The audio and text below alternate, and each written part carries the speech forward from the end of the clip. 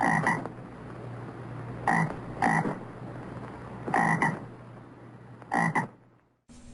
this is Joe from Create and Craft, and I'm going to show you how easy it is to take a rubber stamp and gild it using USArtQuest Duo Adhesive. So let's turn the camera around. I'll show you how quick and easy it is to gild with any stamp you've already got. So to be ready to tackle this kind of project, you want to have a little pan with some water, and I put a little dish soap in it because we want to clean our stamp as soon as we're done using it. We don't want the Duo to dry on there. I've got my rubber stamp, and I tried to pick something that was fairly solid.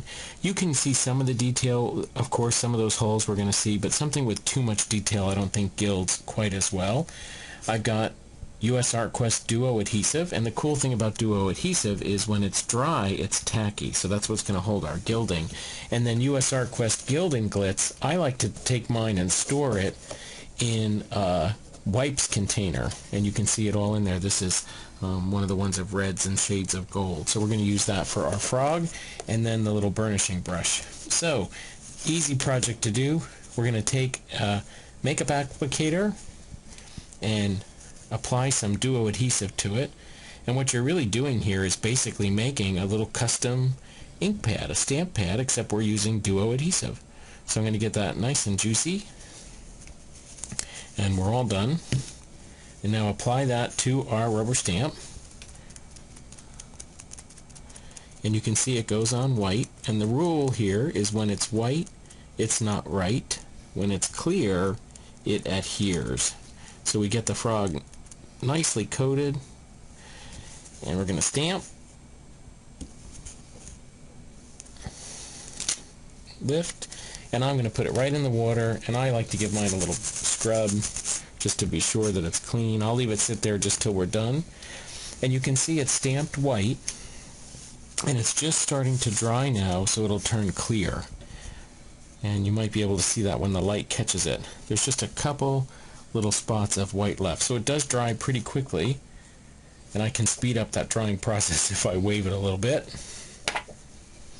So it doesn't take very long at all, just a little bit where it was heavy still has to dry.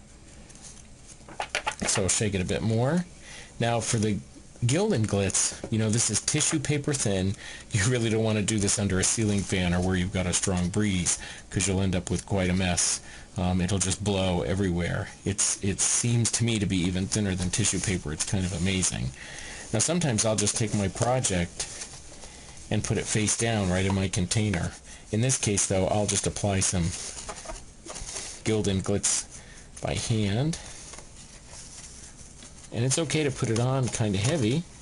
You can see how much I've got on there. I'm just tapping it into place.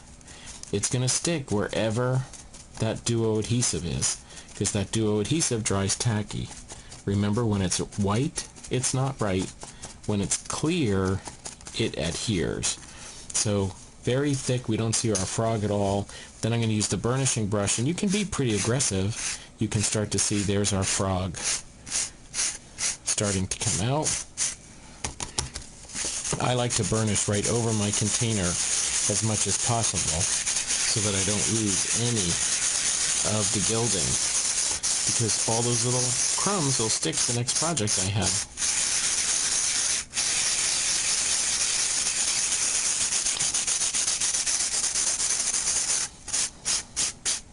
So I get all that right back in my container, and there's my gilded frog, and you can see that it matches the stamp pretty well. There's a neat sheen on there. So I'll go ahead and cut this out, mat it, and it'll turn out to be a really cute little card.